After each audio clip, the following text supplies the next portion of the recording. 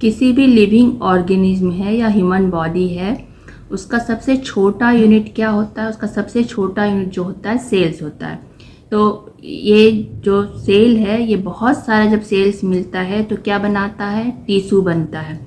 और ये बहुत सारा टिश्यू मिलके ऑर्गन बनाता है, जो कि एक प्रॉपर वर्क करता है। और ये बहुत सारा जो ऑर्गन मिलता है, तो वो सब अलग अलग ऑर्गन अपना स्पेसिफिक वर्क करते हैं, और इस तरह से सारे ऑर्गन मिलके एक ह्यूमन बॉडी को कंप्लीट बनाता है, जो कि एक जो भी इंसान है, जो भी है, वो अपना एक प्रॉपर वर्क कर पाता है, चल पाता है, बोल पाता है, जो भी काम करना है वो अपना काम कर पाता है। तो यानी ह्यूमन बॉडी का सबसे छोटा यूनिट क्या है? सेल है। तो आज हम इसी सेल के बारे में जानेंगे कि आखिर इस सेल का क्या स्ट्रक्चर है और ये क्या ऐसा वर्क करता है कि ह्यूमन बॉडी को वो ग्रो करता है और एक शेप में बना देता है। सबसे पहले समझते हैं कि ये सेल्स का स्ट्रक्चर क्या होता है। तो सेल का जो स्ट्रक्चर होता है, मैंने 3 चीज़ों से होता है। पहला न्यूक्लियस, दूसरा साइटोप्लाज्म और तीसरा सेल मेम्ब्रेन। तो ये जो न्यूक्लियस जो होता है, न्यूक्लियस में मेनली डीएनए होता है, जो कि जिसमें जेनेटिक कैरेक्टर होता है, जेनेटिक होता है, जो कि पेरेंट से आया होता है, और वो उसमें स्टोर होता है, जो कि क्रोमोजोम उसमें होता है, क्रोमोजोम में स्टोर होता है। तो ये हो गया डीएनए, जो कि न्यूक्लियस के अंदर होता है।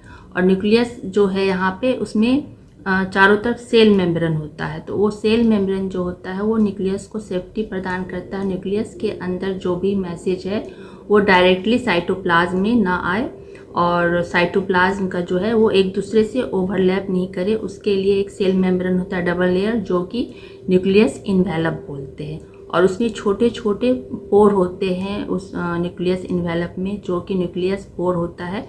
उसके थ्रू जो मैसेज साइटोप्लाज्म में आना है वो आता है, और जो मैसेज साइटोप्लाज्म से जाना है न्यूक्लियस में वैसे जाता है। तो इस तरह से ये न्यूक्लियस हो गया।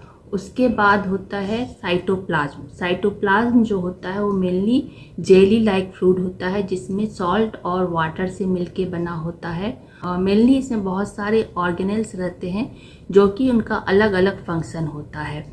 जैसे कि राइबोसोम है, तो राइबोसोम में क्या होता है? आरएनए होता है। और ये आरएनए क्या होता है? ये न्यूक्लियस में जो डीएनए है उसके मैसेज को वो कोडिंग करके मैसेंजर के थ्रू कोडिंग करके वो राइबोसोम में लाता है, और उससे कुछ यूनिक फंक्शन होता है उस सेल्स का। और उसके बाद से इसमें माइटोकॉन्ड्रिया है। माइटोकॉन्ड्रिया में भी कुछ डीएनए फंक्शन होता है, जो कि माइटोकॉन्ड्रिया जो होता है वो सेल्स के लिए एनर्जी बनाने का काम करता है। उसको कुछ एनर्जी बनता है तो वो सेल्स प्रॉपर वर्क कर पाता है। और इसी तरह से और भी बहुत सारे ऑर्गेनेल्स होते हैं, जो वो सेल्स को अलग अलग फंक्शन करवाते हैं, एक यूनिक फंक्शन देते हैं। तो इस तरह से वो ऑर्गेनेल से वो सेल एक यूनिक सेल बन पाता है, अलग अलग सेल बन पाता है। यानी इसमें अगर सेम टाइप के ऑर्गेनेल्स हैं, सेम टाइप के डीएनए हैं, तो वो सेम टाइप के सेल्स कहलाएंगे। और उसमें अगर ये सब थोड़ा सा भी डिफरेंस है, तो वो सेम जो है वो सेम टाइप के सेल्स कहलाएंगे। तो इस तरह से एक सेल दूसरे सेल से अलग हो जाता है। तीसरा है सेल मेम्ब्रेन। तो सेल मेम्ब्रेन क्या है? वो पूरे सेल को जो है, पूरे सेल को एक प्रोटेक्शन देता है। यानी उस सेल का जो एक सेल है, उस सेल के अंदर का जो है उसका जो मेनली जो चीज़ बाहर जाना है वही चीज़ बाहर जाएगा, और बाहर जो यानी बाहर दूसरे सेल से जो अटैच है, उस सेल से जो चीज़ लेना है वही चीज़ अंदर आएंगे।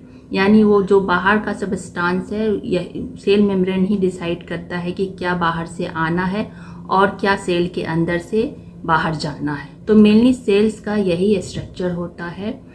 तो ये हो गया सेल्स का स्ट्रक्चर। इसमें मेनली न्यूक्लियस का जो मेन फंक्शन है वो क्या करता है? डीएनए रेप्लिकेशन करता है, यानी डीएनए को बांटता है और ट्रांसक्रिप्शन करता है। किसके थ्रू? आरएनए के थ्रू ट्रांसक्रिप्शन होता है। वो मैसेंजर के थ्रू डीएनए से वो लेता है, और उसको वो जो आरएनए है वो प्रोसेसिंग करता है उस मैसेज को कोडिंग के थ्रू। उसके बाद से फिर क्या होता है? रेगुलेटिंग जीन एक्सप्रेशन, यानी कि जो जीन है उसको रेगुलेट करता है, और इस तरह से उस सेल का एक कोऑर्डिनेट आर्किटेक्चर बनता है उस सेल के अंदर, कि उसमें कौन सा ऑर्गेनेल्स क्या रहेगा, कैसा स्ट्रक्चर बनेगा, उसमें कौन कौन सा ऑर्गेनेल्स रहेगा, यानी साइटोप्लाज्म में कैसा कैसा स्ट्रक्चर बने रहेगा और इस तरह से एक यूनिक सेल बन जाएगा, एक अलग सेल बनेगा। तो मेनली यही है सेल का स्ट्रक्चर। ये जो सेल्स है, ये सेल्स जो होता है ये ग्रो करते रहता है सेल डिवीज़न के थ्रू, जो कि सेल डिवीज़न जो ह्यूमन बॉडी में होता है स्टेम सेल्स होता है। वो स्टेम सेल्स के थ्रू क्या होता है, नया नया सेल्स बनते रहता है और वो सेल्स अपना काम करते रहता है। क्योंकि बॉडी के अंदर क्या होता है, सेल्स जो होता है हर टिश्यूज़ का, वो टाइम टू टाइम कुछ डिस्ट्रॉय होता है या हर सेल्स का एक लाइफ साइकिल होता है, उसने में फिर से वो रिन्यू होके बनता है। तो ये सब जो होता है ये सब मैनेज होता है स्टेम सेल्स के थ्रू। स्टेम सेल्स जो है बॉडी में एक मशीन के तरह है, जो वो कंटिन्यूस सेल्स को बनाते जाता है। उस सेम टाइप का सेल्स जो प्रॉपर है वो अगर उसमें कुछ दिक्कत भी आ गया तो वो सेल्स डिस्ट्रॉय होके फिर से नया सेल्स बन जाता है और वहाँ पे मरम्मत हो जाता है और वो जो टिश्यूज़ जो ऑर्गन है वो ठीक हो जाता है। ये सब वो स्टेम सेल्स में हमेशा सेल्स डिवीज़न के थ्रू सेल्स नया नया बनते रहता है। तो मेनली इस तरह से ये जो सेल्स है वो मैनेज होते रहता है। करीबन 38 ट्रिलियंस सेल्स मिलके एक कंप्लीट ह्यूमन बॉडी बनाता है, जो कि ये फिक्स नहीं है, किसी में कम या किसी में ज़्यादा हो सकता है। और ये ट्रिलियंस का मतलब होता है कि 1000 billions, 1 trillion equal to 1000 billion. तो इतना सेल्स करीबन होता है ह्यूमन बॉडी के अंदर और ये एक अपना अपना स्पेसिफिक वर्क करता है और जिसके कारण एक कंप्लीट ह्यूमन बॉडी बन जाता है। यानी ह्यूमन बॉडी का सबसे छोटा यूनिट सेल्स है और यही सेल्स जोड़ जोड़ के एक कंप्लीट हमारा जो ऑर्गन बनता है, एक वर्क स्पेसिफिक वर्क करता है और हम अपना प्रॉपर वर्क जो चाहे वो काम कर पाते हैं। तो यही है सेल्स।